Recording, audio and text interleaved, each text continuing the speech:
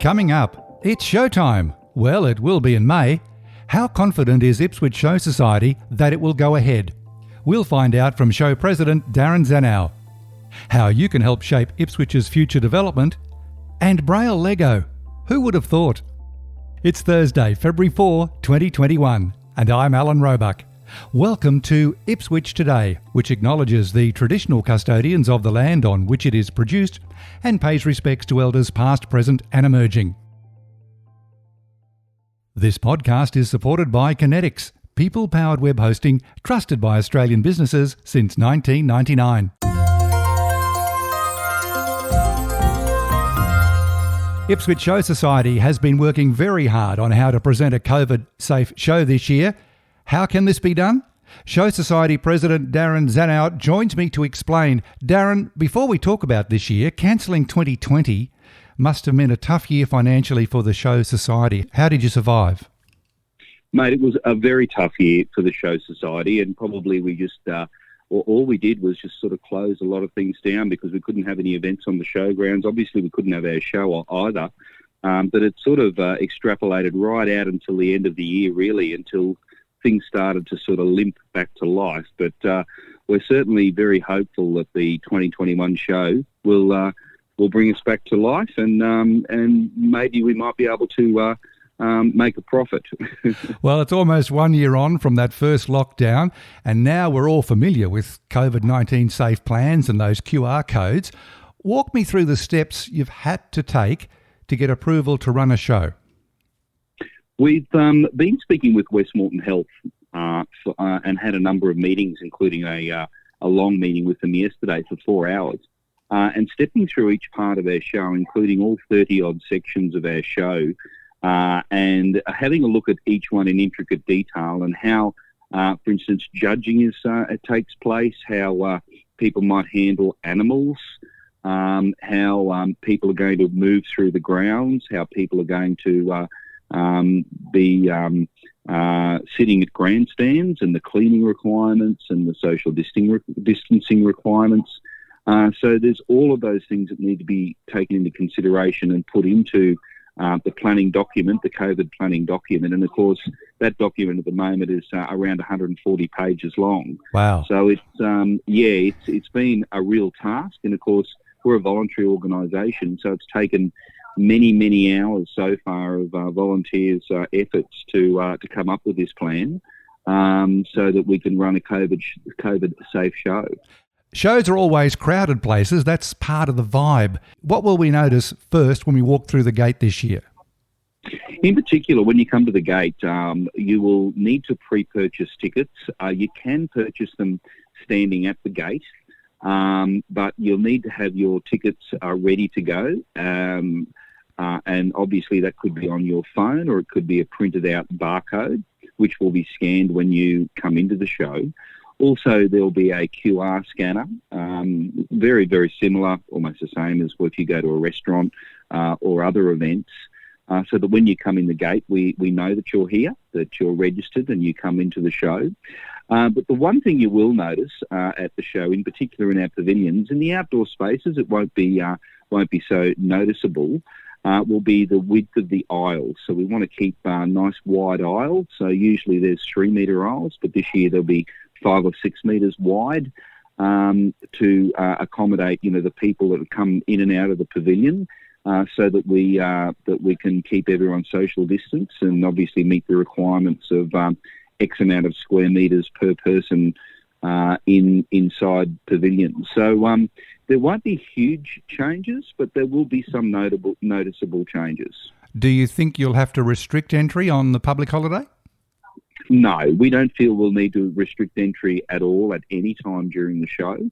Having said that, though, if we have a really, really big year and we exceed 35,000 people over the 3 days, usually our Saturday afternoon and evening is very, very busy, but we don't foresee any problem with that at this point in time, given that we are on nearly 10 hectares of land and we do have large open spaces. And look, 80% of the show is outside, an outside event anyway, and we do have our large event centre now, which is a really large building where we can, where we have lots of space where we can space things out so that we can meet our social distancing requirements.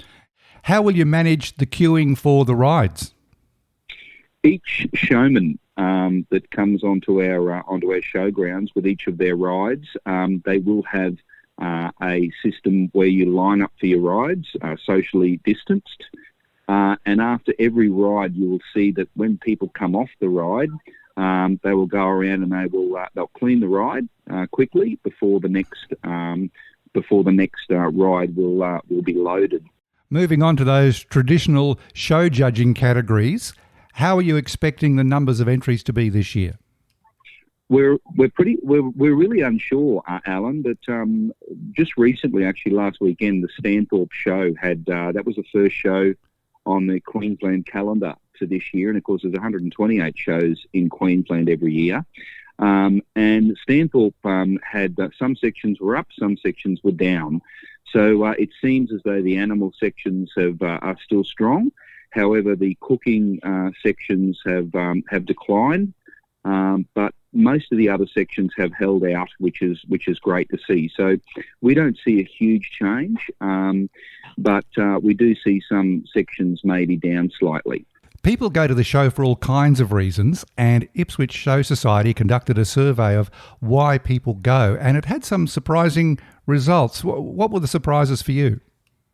Look, the surprises for us is the fact that 70% of our show goers are actually families, so families that are coming to the show, which is great to see. And that is really our target market. Whilst we want everyone in our community to come to the show, and we certainly provide an entertainment package that suits, almost everyone. Well, everyone, we believe, in our society. It's great to see that families come along to the show. And look, that's evidenced by the fact that overwhelmingly people come to the show to interact with the animals that we have here at the show, whether it's a llama, an alpaca, or a pig, a horse, a goat, or cows, whatever it might be, the chooks, whatever. They love to come to the show to interact with the animals that we have here. And of course, we love people coming to the show for exactly that reason, because it's all about education. So people can have a look at 10 different types of pigeons, or 18 different types of chooks, or all the different cattle, different breeds, cattle or horses, whatever it may be. And that's probably takes us to the roots of what a show actually is all about. How will the survey influence the ring events and the free main ring entertainment as part of admission this year? The first thing our entertainment committee did when we met was review our survey results and get that welded into our mind to ensure that we have entertainment at our show that is relevant to the audience that comes, as well as to encourage those that don't come to the show to come and have a fresh look at our show, because we want to have an entertainment package, as I was saying, that appeals to every part of our society, and we do have a very multicultural society, and we're certainly striving very hard to provide entertainment that everyone wants to come along and will be happy to see and will be thoroughly entertained. At this stage of the planning, Darren, can you let any cats out the bag? Any sneak peeks?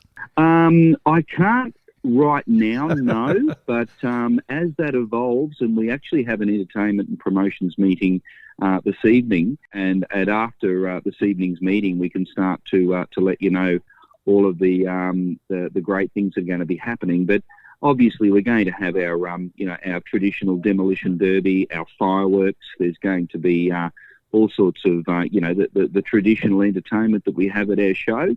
But there's certainly going to be some very targeted new entertainment that I'm sure people will be happy to come and see. Oh, we'll look forward to hearing about that. Now, just to wrap it up, Darren, Ipswich Show's been around for a long time, since about 1866.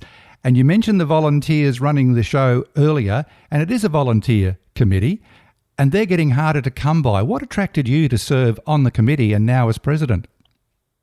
My dad was involved in the Show Society back in the 50s, and Dad got me involved as a steward at the show when I was in primary school. and I think this is about my 34th year. Wow. And of course, so I started as a steward in the ring. I've been the chief steward of a number of different sections over the years. I've been vice president for a number of years and an assistant treasurer. And now I'm blessed that the committee have voted me as president, and looking forward to bringing a whole new, fresh face to the showgrounds and to the Show Society, and in particular to our annual show. Well, keep us up to date as we get closer to that showtime, Darren. Definitely, Alan, and great to talk with you. Darren Zanow, Ipswich Show Society President. The 2021 show will be held May 14, 15 and 16.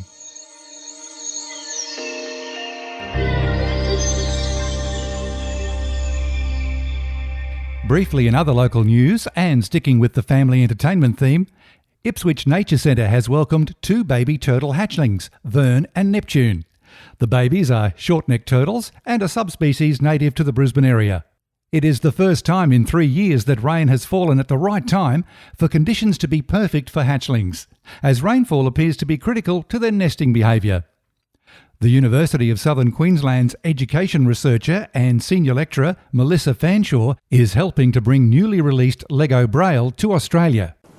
So the Lego Braille bricks are designed for children who are learning Braille, and usually around about age 4 or 5 upwards, but try keeping the teenagers away from it, to be honest. I think everybody will enjoy them. I'm very excited to be the education ambassador for Lego Foundation Braille bricks in Australia. I'm very honoured because I'm very passionate about how they will be able to help young children to learn about Braille. Braille, despite all the technology that we have in our society now, Braille is still very, very important. Vision Australia will be rolling these out this year. They'll be launched in the beginning of February in 2021, and any child at a school who has low vision or is blind will be able to contact Vision Australia to organise a kit for themselves or their school. More information about accessing Lego Braille bricks and training can be found on the Vision Australia website.